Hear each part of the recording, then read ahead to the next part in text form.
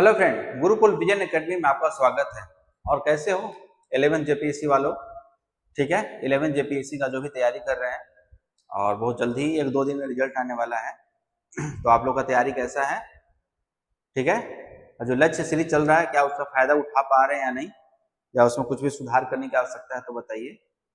ठीक है, डाल्टनगंज में, पलामू में ये ऑफलाइन बैच भी स्टार्ट हो गया है।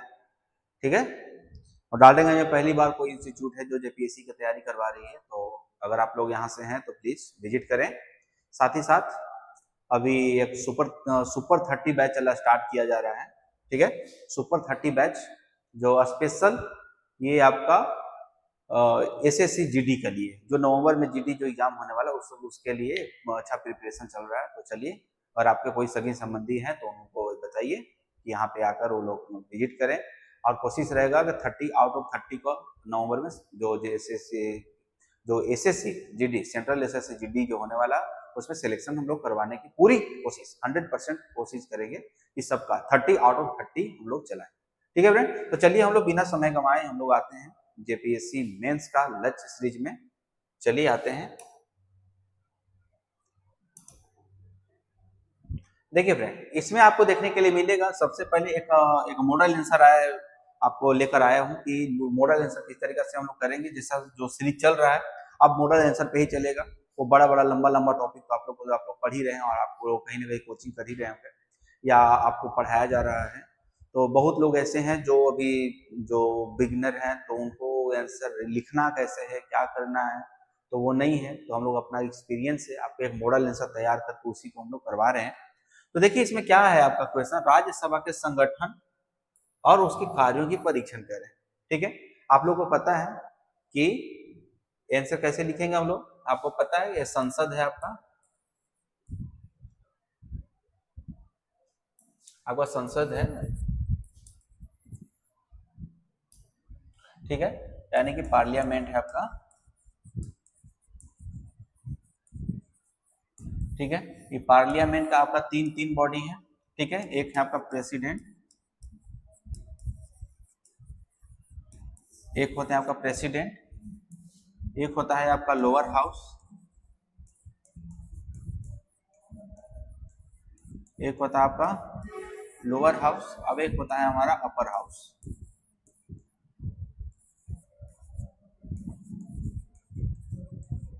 एक होता है आपका अपर हाउस। ठीक है फ्रेंड, तो आज चलिए ये जानते हैं आप लोग भारतीय संसद की संरचना है, यानी पार्लियामेंट संसद जो बनता है वो तीन बॉडी से मिलकर बनता है। एक होते हैं प्रेसिडेंट राष्ट्रपति, एक होता है लोअर हाउस लोकसभा, एक होता है अपर हाउस अपर हाउस यानी राज्यसभा। तो आज सबसे पहले राष्ट्रपति के बारे में हम लोग पढ़ चुके हैं, राष्ट्रपति की शक्तियों के बारे में पढ़ चुके हैं। तो हम लोग का ये देखिए संसद का एक सेगमेंट मतलब एक मॉडल आंसर के रूप में हुआ है, नहीं फुल फ्लेश टॉपिक नहीं। लेकिन जब आप देखेंगे कि राष्ट्रपति के बारे में पढ़े उसे पूरा का पूरा टॉपिक कवर कर दिया गया है आपको। उसी तरीके से आज हम लोग अपर हाउस के बारे में पढ़ेंगे कि अपर हाउस क्या होता है। ठीक है, अपर हाउस क्या है राज्यसभा का, ठीक है, उसके संगठन क्या, उसका स्ट्रक्चर क्या है, उसका आपका वर्क क्या है, किस तरीके से अपना काम करती है, तो उसके बारे में हम लोग पढ़ेंगे। तो हमारा बचेगा लोअर हाउस, जो नेक्स्ट जो लेक्चर होगा उसमें आपको लोअर हाउस के बारे में पढ़ाया जाएगा। ठीक है, तो देखिए सबसे पहले हम लोग क्या करेंगे कि मॉडल आंसर कैसे तैयार करेंगे, क्या करेंगे। ठीक है, तो देखिए सबसे पहले हम लोग क्या देखेंगे कि संसद की संक्षिप्त परिचय के बारे में लिखेंगे। संसद की संक्षिप्त परिचय देंगे कि आखिर क्या है राज्यसभा लोकसभा क्या है, तो उसमें ठीक है कोशिश करेंगे कि राज्यसभा के बारे में ज्यादा बताएं। जो कोशिश कर रहेगा कि राज्यसभा के बारे में ज्यादा बताएं, क्योंकि यहाँ पे राज्यसभा के बारे में आपको लिख रहा है। दूसरा क्या होगा, राज्यसभा की संरचना के बारे में हम लोग बताएंगे कि राज्यसभा की संरचना क्या होती है, कैसे कैसे वो इलेक्टेड मेंबर या क्या होता है। इसके बाद राज्यसभा के बारे में कार्य बताएंगे कि राज्यसभा कार्य कैसे करती है, और उसका लोकसभा से थोड़ा सा तुलना कर देंगे हम लोग, लोकसभा से उसका कार्यों के बारे में तुलना करेंगे कि क्या है। ठीक है, और अंततः हम लोग निष्कर्ष निकालेंगे कि अंततः निष्कर्ष हम लोग का कैसा होगा। यानी कि जो एक क्वेश्चन हो उसको चार पार्ट में बांटेंगे। ठीक है, सबसे पहले संक्षिप्त परिचय बताएंगे, दूसरा आपका उसके संरचना को बता देंगे हम लोग। ठीक है, तीसरा आपको राज्यसभा के कार्यों के बारे में बता देंगे, और जो फोर्थ होगा आपका लोकसभा के बारे में, अभी आपका 5 हो गया आपका कंक्लूजन यानी कि निष्कर्ष निकाल देंगे। तो इस तरीके से हमारा क्वेश्चन डिजाइन किया गया है। देखिए फ्रेंड, देखिए बड़ा बड़ा लेक्चर होता है, 3-3 घंटे का लेक्चर होता है, वहां पे भी नहीं है। और कोशिश करता हूँ कि आप लोग ये पढ़ चुके होंगे, क्योंकि एग्जाम में मात्र 2 महीना बचा है। और कोशिश करते हैं कि देखिए इसी में से हम लोग पूरा तरीका से आंसर को समेटने की कोशिश करेंगे। अगर आप लोग को पढ़ना है तो लक्ष्मीकांत की जो बुक है, डीडी बसु नहीं पढ़ने के लिए बोलूंगा, क्योंकि वो एक अपने आप में महाकाव्य है, ठीक है, तो उसको भी नहीं पढ़ना है। सबसे अच्छा है कि आप लक्ष्मीकांत की बुक उठाएं, उसमें जितना भी जेपीएससी का टॉपिक है उसमें दिया हुआ है फ्रेंड, आपके लिए इनफ है, उतना पढ़ लीजिए और थोड़ा सा दाएं बाएं करके अपना सेंस लगा के कंक्लूजन के टाइप से निकाल लीजिए उतना, ठीक है। बहुत सारे आपको गाइड बुक मिल रहे हैं, बहुत सारे आपका कोचिंग का या अभी मार्केट में मिल रहा है फ्रेंड, उसमें ठीक है वो आप लीजिए, लेकिन आप, मेरा कहना है कि आप लक्ष्मीकांत को बेस बुक बनाइए अभी एग्जाम के लिए। देखिए इसमें क्या है, भारतीय संविधान है ना, वो संसदीय प्रणाली को अपनाए हुए, संसदीय प्रणाली को अपनाया गया है, मतलब ये आपका ब्रिटिश पद्धति पे अपनाया गया है, ठीक है, आपका ब्रिटिश सिस्टम में संसदीय प्रणाली था और उसी से हम लोग संसदीय प्रणाली आप अपना लिए। वहीं जब अमेरिका में देखेंगे हम लोग तो वहां पे आपका अध्यक्षीय प्रणाली हो जाता है, अध्यक्षीय प्रणाली, ठीक है, वहां पे अध्यक्षीय प्रणाली अपनाया गया है, ठीक है, अध्यक्षीय प्रणाली अपनाया गया जहां पे राष्ट्रपति सर्वोच्च होता है, ठीक है। लेकिन यहाँ पे ब्रिटिश प्रणाली में आपका राष्ट्रपति सर्वोच्च होता है, लेकिन वो कार्यपालिका विधायक सबके साथ मिलकर अपना काम होता है, ठीक है। तो सबसे पहले देखेंगे हम संसदीय प्रणाली अपनाया गया है, ठीक है, संसदीय प्रणाली अपनाया गया है। उसी तरीके से अनुच्छेद 79 से 122 तक आपका संसद के गठन, संरचना, अवधि, ठीक है ना, गठन, संरचना, अवधि इत्यादि का प्रावधान किया गया है आपका, ठीक है, यानी कि इतना में आपका ये किया गया है फ्रेंड। सबसे पहले हम लोग इसका भूमिका लिख रहे हैं, अब भूमिका आपको इसी तरीके से स्ट्रॉन्ग बनाना होगा, ठीक है। आगे देखेंगे कि जो हमारा जो देखिए सरकार की इस पद्धति में विधायी और कार्यकारी अंगों का परस्पर निर्भरता पर जोर दिया जाता है। विधायी यानी विधायिका आपका, कार्यकारी यानी कार्यपालिका, आपको बताया था कि तीनों अंगों में शक्ति पृथक्करण का सिद्धांत अपनाया गया है, और शक्ति पृथक्करण का सिद्धांत अपनाया गया है किसमें, आपका आर्टिकल 50 में दिया गया है, यानी कि ये होगा आपका राज्यसभा, सॉरी यहाँ पे राज्यसभा नहीं, यहाँ पे देखेंगे हम लोग, यहाँ पे होगा, ठीक है, एक होगा विधायिका होगा आपका, विधायिका होगा, एक होगा कार्यपालिका, एक होगा कार्यपालिका, अब एक होगा न्यायपालिका,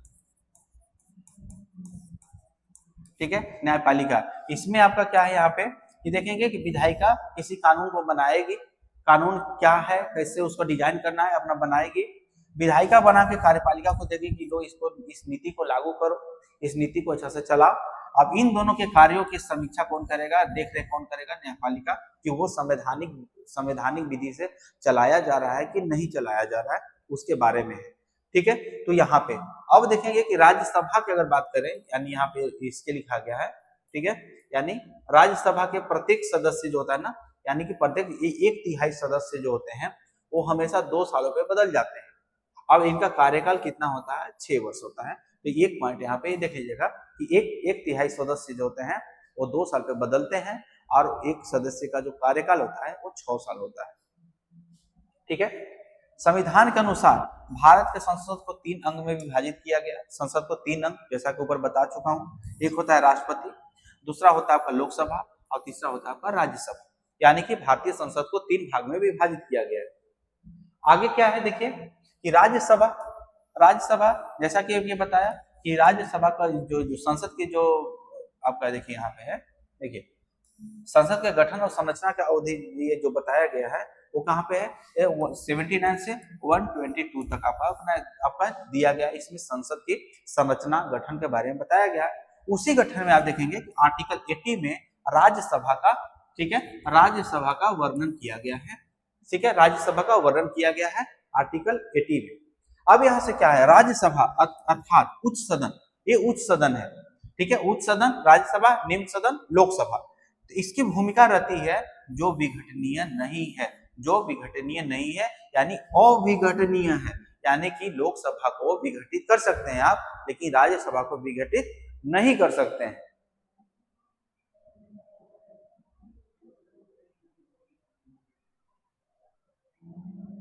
ठीक है, यानी कि राज्यसभा का विघटन नहीं होता है, राज्यसभा का विघटन नहीं होता है, वो एक अस्थायी सदन है।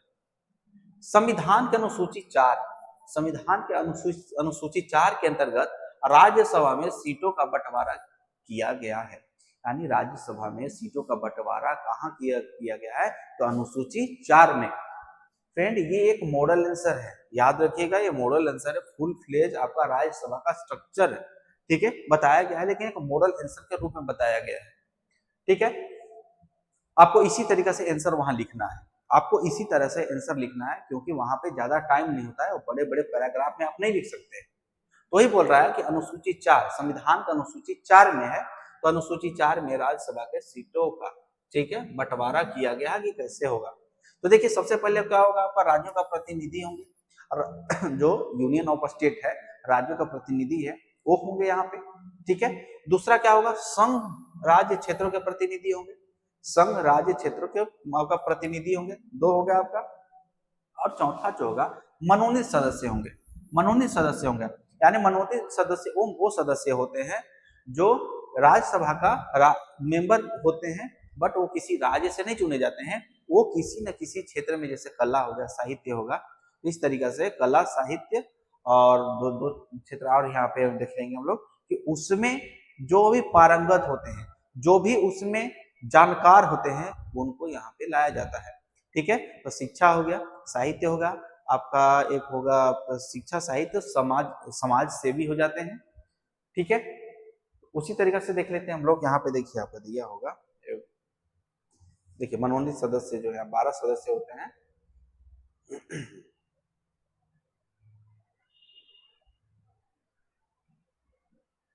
देखिए यहाँ पे कला हो गया, साहित्य हो गया, विज्ञान हो गया और समाज में, ये 4 चीज में आपका कुशल होना चाहिए। मतलब कि राष्ट्रपति को ऐसा लगे कि इन सब का, क्योंकि राज्यों का प्रतिनिधित्व तो वो तो कर ही रहे हैं, लेकिन साथ साथ एक्स्ट्रा कुछ भी होता है, जैसे आपका कला, ठीक है, कला है, तो कला हो सकता है कि राज्य के जो सांसद हैं, जो राज्यों से जो प्रतिनिधि चुन के गए हैं, हो सकता है कि इस पे ध्यान न दें वो लोग, ठीक है, ध्यान न दें, तो इससे से रिलेटेड कला, साहित्य, विज्ञान और समाज से रिलेटेड जो भी होते हैं, यानी कि जिसमें पारंगत होते हैं, उनको मनोनीत सदस्य के रूप में चुना जाता है। तो हम लोग आगे देख लेते हैं कि आगे क्या है आपका। तो मनोनीत सदस्य होता है, यानी कि संसद में उनकी भागीदारी को अपनाने के लिए, निभाने के लिए उनको अपनाया गया था। देखिए राज्यों के प्रतिनिधि, राज्यों का प्रतिनिधि मतलब कि राज्य जितने भी हमारे पास कितने स्टेट हैं, 24 स्टेट हैं, 28 हैं, 32 हैं, 29 हैं। चलिए आप लोग बताइए कि इसमें हमारे राज्य, हमारे देश में अभी राज्यों की संख्या कितनी, ठीक है, यानी कि 24, 28, आपका 32, 29 ऑप्शन है आपके पास। उसी तरीके से देखिए संविधान में राज्यसभा की अधिकतम संख्या कितना हो सकता है, आपका 250, जो अभी तक का जो है कि जो 1971 की जो जनगणना हुई थी, उसी के अनुसार ये जो बंटवारा किया गया था, ठीक है। और आने वाले 2026 तक इसको रोक दिया गया था, लेकिन अब 2030 तक शायद बढ़ा दिया गया। तो अब यहाँ पे देखिए कि 250 निर्धारित की गई है, इसमें राज्यों से अधिकतम कितना संख्या आपका संख्या मिलेगा, 238, यानी राज्यों से कितना हो सकता है, 238 हो सकता है राज्य क्षेत्र, और राज्यों से हो सकता है, और 12 जो होते हैं उसमें मनोनीत होते हैं, 12 इसमें मनोनीत जोड़ लीजिए, यानी कि जो 238 जो संख्या है वो राज्य क्षेत्र या संघ राज्य क्षेत्रों से जो होगा, मतलब इन दोनों को मिला के आपका हो गया, आपका 238 हो गया, और ये आपका हो जाएगा 12, तो आपका 12 और 238 आपका हो गया 250, 12। उसी तरीके से क्षेत्र हो सकते हैं। वर्तमान समय में कुल कितना सदस्य संख्या आपका 245 है, और जिसमें कितना हो गया आपका 229 जो है आपका, 229 जो है ये आपका राज्यों से है, आपका राज्यों से है, 3 आपका संघ शासित क्षेत्र से, ठीक है, यूटी से है, यूटी से है। ये कौन कौन हो गया आपका, एक हो गया दिल्ली, एक हो गया पौंडीचेरी, ठीक है, और एक हो गया आपका, एक आपका कितना हो गया, ये आपका कितना हो गया, एक जम्मू कश्मीर, ये आपका लद्दाख, ठीक है, लद्दाख जो आपका यूटी जो बना है नया नया अभी, तो वहां से बना है आपका। तो इस तरीके से देखिए आपका कितना हो गया 29 और 3 इतना पे यहाँ पे कितना हो गया 29 और 3 कितना हो गया आपको बताइए? 32। 32 और बाकी के जो बच गए आपका मनोनीत सदस्य आपका 12 है ही। अब आंग्ल ये हो गया आपका। उसी तरीके से देखिए यहाँ पे राज्य में प्रतिनिधियों का चुनाव राज्यों के विधानसभा का निर्वाचित प्रतिनिधियों द्वारा, ठीक है, अप्रत्यक्ष मतदान प्रणाली द्वारा एकल संक्रमणीय सिद्धांत द्वारा किया जाता है। इसमें क्या होता है कि जो हमारे जो एमएलएज होते हैं, ठीक है, यानी कि हमारे जो एमएलएज होते हैं, ठीक है,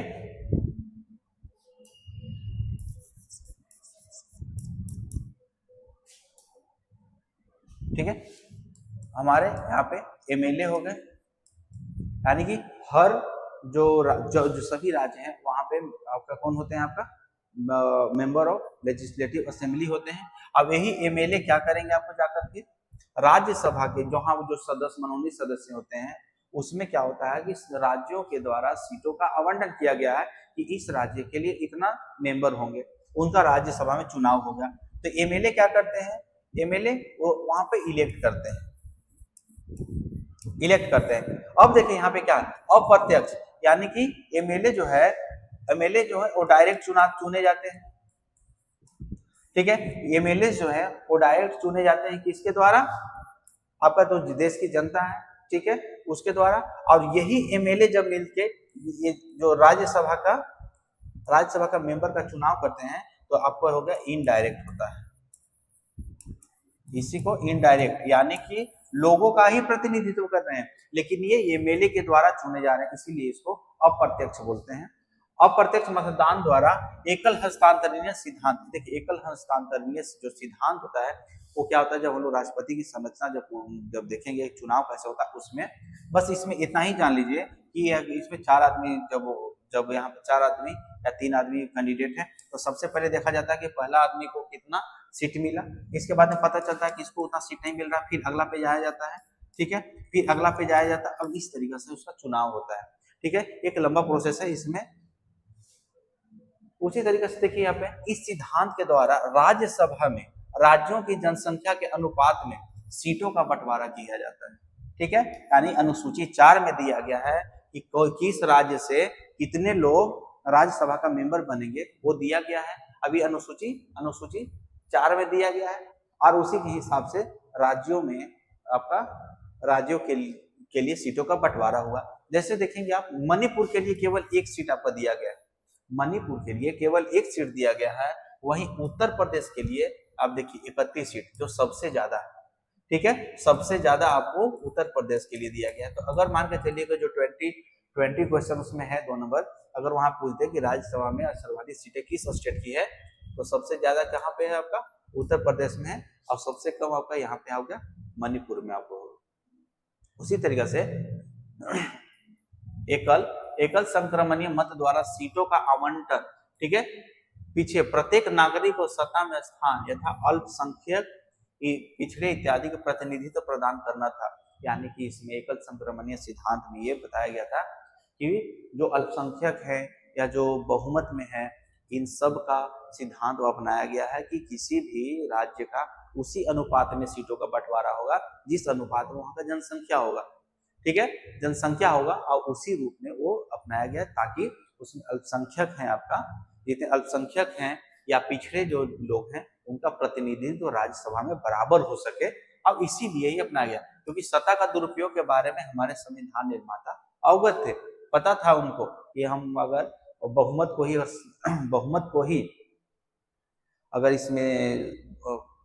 ही राज्यसभा में अगर स्थान दे दिया जाए तो अल्पसंख्यक क्या होगा?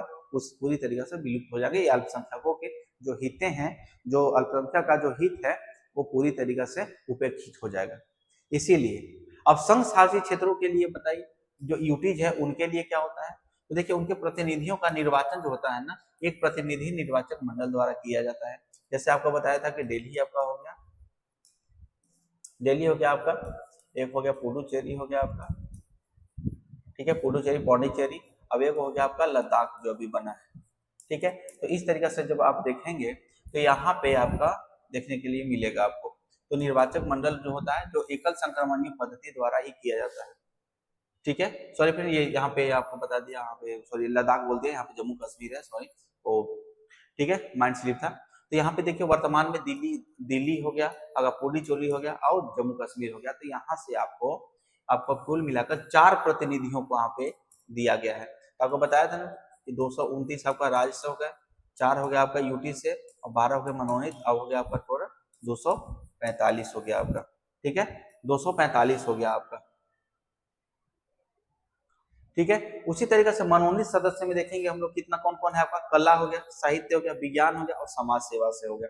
यहाँ से आपका मनोनीत सदस्य होंगे, यहाँ से मनोनीत सदस्य कुल 12 मनोनीत सदस्य होंगे। देखिए इन मनोनीत सदस्यों के आपका जो मनोनयन जो होता है, मनोनयन के पीछे यह अवधारणा दी गई है कि समाज के कुल विशेष क्षेत्र का प्रतिनिधित्व देकर उस क्षेत्र विकास को गति दिया जा सके, जिससे शासन तृणमूल स्तर तक पहुंच सके।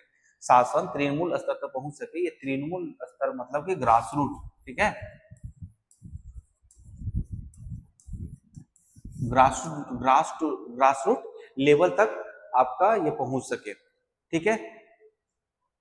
मतलब कि समाज में कुछ ऐसे लोग भी हैं या ऐसे समाज का एक कम्युनिटी ऐसा भी है जिसका प्रतिनिधित्व तो होना चाहिए, लेकिन वो राज्यसभा में वो नहीं हो पाता है। इसीलिए आपका जो राष्ट्रपति को ये एक शक्ति दिया गया है कि आप 12 ऐसे लोगों को चुनकर राज्यसभा में लाए जो डिफरेंट जो क्षेत्र में हो गया, शिक्षा हो गया, सॉरी कला हो गया, साहित्य हो गया, देखिए कला हो गया, साहित्य हो गया, समाज हो गया और विज्ञान हो गया। तो यहाँ से आप देखेंगे कि लोग चुनकर आते हैं और ये अपने अपने क्षेत्र में आपका किस तरीके से विकास करते हैं, ठीक है। अगर हम लोग आलोचनात्मक मूल्यांकन करें तो देखिए कि आपका जो सचिन तेंदुलकर है, सचिन तेंदुलकर है, रेखा हुई थी, ठीक है, विजय माल्या आपको चुन गए थे राज्यसभा में, क्या इन लोगों ने कितना विकास किया, ठीक है। तो आपका आलोचनात्मक मूल्यांकन जब करना होता है तो वहां पे इसको देख सकते हैं हम लोग।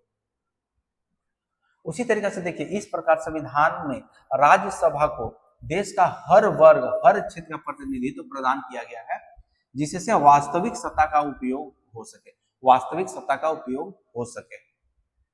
संविधान में राज्यसभा के सभापति के रूप में अलग से कोई प्रावधान नहीं किया गया है, बल्कि भारत के उपराष्ट्रपति को ही राज्यसभा का सभापति को चुना गया है। तो आप लोग जानते हैं कि जो उपराष्ट्रपति होते हैं वही राज्यसभा का उपसभापति होते हैं, और जो उपसभापति होते हैं तो क्या आपका राज्यसभा का मेंबर होंगे, तो नहीं होंगे, राज्यसभा का मेंबर नहीं होंगे। उपराष्ट्रपति का चुनाव कैसे होता है, तो जो भी संसद के जो सदस्य होते हैं उन्हीं के द्वारा उनका चुनाव होता है। राज्यों के विधानसभा का चुनाव जो प्रतिनिधि होते हैं वो उस समय शामिल नहीं होते हैं। उसी तरीके से राज्यसभा के कार्य क्या क्या हो सकता है, तो राज्यसभा देखिए आपका क्या है, आपका उच्च सदन है जहां राज्यों के प्रतिनिधित्व करते हैं, जहां राज्यों के प्रतिनिधि ही उसका प्रतिनिधित्व करते हैं। इसके पीछे की अवधारणा संविधानविदों ने यह दिया कि लोकसभा में निर्वाचित सदस्य सीधे निर्वाचित होकर आते हैं। देखिए लोकसभा में लोग क्या होता है, सीधे निर्वाचित होकर आते हैं, ठीक है। इसीलिए राज्यों के दायित्व और कार्यों की उपेक्षा हो सकती है, कार्यों की उपेक्षा हो सकती है। राज्यसभा को लोकसभा की समस्त शक्तियों को 3 वर्गों में वर्गीकृत किया गया है, ठीक है। यानी कि राज्यसभा बताया कि जो लोकसभा होता है वहां पे प्रत्यक्ष रूप से जो मेंबर होते हैं, मेंबर ऑफ पार्लियामेंट होते हैं, वो प्रत्यक्ष रूप से चुन के आते हैं, ठीक है। लेकिन राज्यसभा में आप यहाँ पे मान के चलिए बहुमत का सत्ता हो जाता है, तो दोनों सदनों को बैलेंस करने के लिए यानी संवैधानिक संशोधन या संवैधानिक गरिमा उसको बचाने के लिए लोकसभा का मेंबर कहीं इधर उधर न कर दें, ठीक है। इसीलिए राज्यों का प्रतिनिधित्व तो दिया गया है और राज्यसभा के रूप में दिया गया है। उसी तरीके से देखेंगे आप लोकसभा के साथ समान शक्तियां, पहला राज्यसभा का लोकसभा के समान शक्ति क्या क्या है आपका। फिर आगे देखेंगे हम लोग कि लोकसभा के असमान शक्तियां क्या है, ठीक है। लोकसभा और राज्यसभा के बीच में शक्तियों का असमानता कैसे है। फिर देखेंगे राज्यसभा का विशेष शक्ति क्या है। तो सबसे पहले देखेंगे लोकसभा और राज्यसभा कैसे इक्वल है, ठीक है। कहाँ पे लोकसभा और राज्यसभा एक दूसरे से अलग है और कहाँ राज्यसभा लोकसभा से ऊपर है, इसके बारे में देखेंगे हम लोग। देखिए लोकसभा की समान शक्तियां क्या है आपका, कि समान विधेयकों का पूरा स्थापन करना। अगर कोई विधेयक लाया जाता है तो लोकसभा या राज्यसभा में दोनों में लाया जा सकता है, या तो आपका सिंपल जो सिंपल और आपका ऑर्डिनेंस है, या वो भी सिंपल आपका एक्ट आता है, या फिर आपका जो कॉन्स्टिट्यूशनल एक्ट आता है, वो सब कुछ भी होता है। तो जो भी विधेयक जो होता है आपका, अमेंडमेंट जो कुछ भी होता है, वो लाया जाता है दोनों सदन में बराबर लाया जा सकता है, यानी कि दोनों में से किसी सदन में आ जाएगा। देखिए संविधान का अनुच्छेद 368 के अंतर्गत जो संवैधानिक संशोधन का मामला है, उसमें मतलब समान शक्ति है, यानी कि मान के चलिए कि अगर 2/3 से मेजोरिटी से आपको पास करना है लोकसभा में, तो राज्यसभा में भी 2/3 मेजोरिटी से आपका पास करना है यहाँ पे भी, यानी कि अनुच्छेद 368 में क्या है आपका सेम दिया हुआ है। ठीक है, उसी तरीके राष्ट्रपति का निर्वाचन और उसमें महाभियोग लगाने के लिए, राष्ट्रपति के प्रति आपको अगर महाभियोग लगाना है तो उसमें भी क्या होता है कि दोनों सदनों में लाया जा सकता है, किसी सदन में भी लाया जा सकता है। उसी तरीके से आपका राष्ट्रपति द्वारा उच्च न्यायालय या उच्चतम न्यायालय या उच्च न्यायालय के न्यायाधीशों में महाभियोग की शक्ति है, तो वहां पे लोकसभा और राज्यसभा के बीच में समान शक्तियां हैं, यानी किसी भी सदन में वो प्रस्ताव लाया जा सकता है, यहाँ पे दोनों समान है। संचित निधि से अगर कोई भी व्यय करना है और वित्तीय विधेयक को पुनः स्थापित करना है, तो यहाँ याद रखिएगा, यहाँ पे वित्तीय विधेयक बोल रहा है, आपका धन विधेयक नहीं बोल रहा है। तो वित्तीय विधेयक आपको दोनों सदनों में से किसी में लाया जा सकता है, जो आर्टिकल 117 होता है, तो उसमें देख लीजिएगा। फिर आपातकालीन जो शक्तियां हैं, आपातकालीन शक्तियां हैं, यहाँ पे भी आपका लोकसभा के आपके जो 3 आपातकाल होते हैं, आर्टिकल 352, 356 और 360 होता है। तो आपातकालीन जो शक्तियां हैं वो भी दोनों के बीच में आपका समान है, यानी दोनों सभा से आपको पास करवाना होता है। ठीक है, उसी तरीके से संवैधानिक इकाइयों का रिपोर्ट, ठीक है, संवैधानिक इकाइयों का रिपोर्ट का विचारण कर कार्यवाहियां, संवैधानिक जैसे आपका कैग हो गया, ठीक है, निर्वाचन आयोग हो गया, आपका विधि विधेयक हो गया, तो ये सब जो भी होता है ना, तो आप देखेंगे आपका फिनांस कमीशन है सब, तो यहाँ पे संवैधानिक इकाइयों का जो रिपोर्ट होता है वो विचारण और कार्यवाहियां दोनों सेम होता है। उसी तरीके से उच्चतम न्यायालय और संघ लोक सेवा आयोग से संबंधित शक्तियों का विस्तार में आपका दोनों को शक्तियां बराबर है। ठीक है, उसी तरीके से देखिए राज्यसभा की विशेष शक्ति राज्यसभा लोकसभा से ऊपर कैसे है, तो देखिए संविधान का अनुच्छेद 249 के तहत राज्यसभा विषय संबंधित मुद्दों पर विशेष शक्ति का उपबंध किया गया है। ठीक है, यानी कि इसमें क्या होगा कि राज्यसभा विशेष उपबंध है कि राज्यसभा किसी राज्य को लेकर कानून बनाना है तो संसद में प्रस्ताव ला सकता है।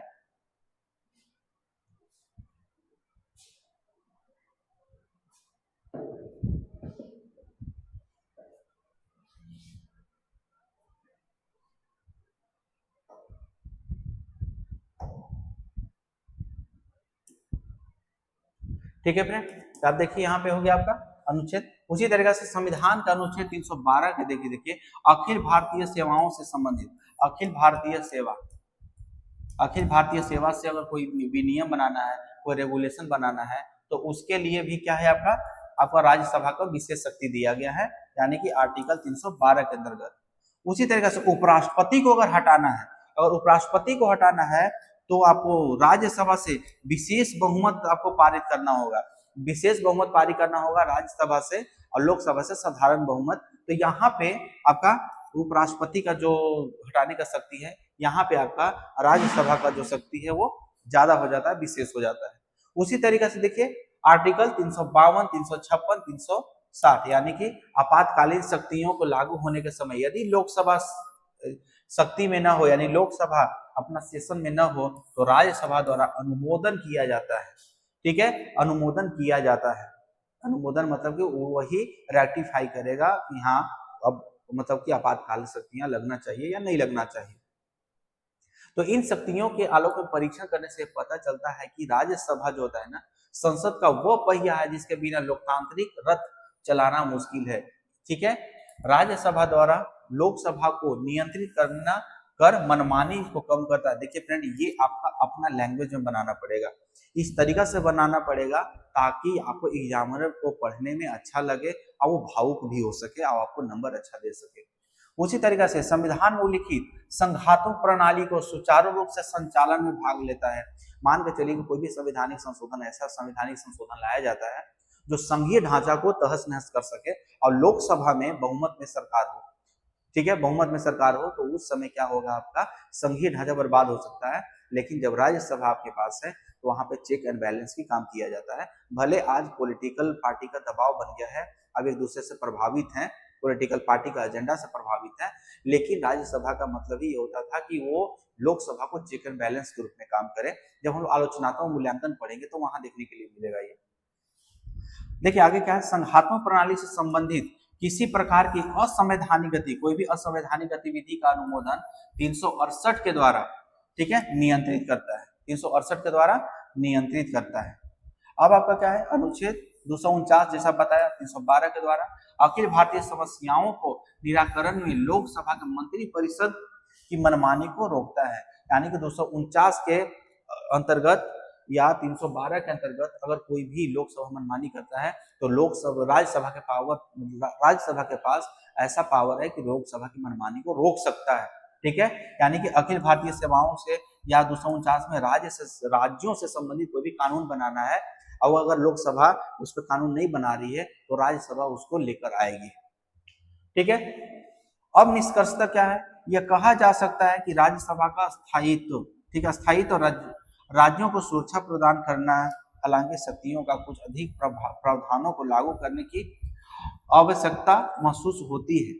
ठीक है, क्योंकि बहुमत दल का दल दोनों सदनों में बहुमत के आधार पर अनेक, ठीक है, लोक लुभावन जो नीतियां होती है, मान के चलिए कि लोकसभा में और राज्यसभा में दोनों में आपके पास क्या है, आपका जो बहुमत दल का जो मतलब पार्टी है उसके पास मतलब कि आपका राज्यसभा में और लोकसभा में दोनों में बहुमत है, तो उस कंडीशन में क्या होता है कि लोक लुभावन जो नीतियां होती है उनको पा सकता है। ठीक है,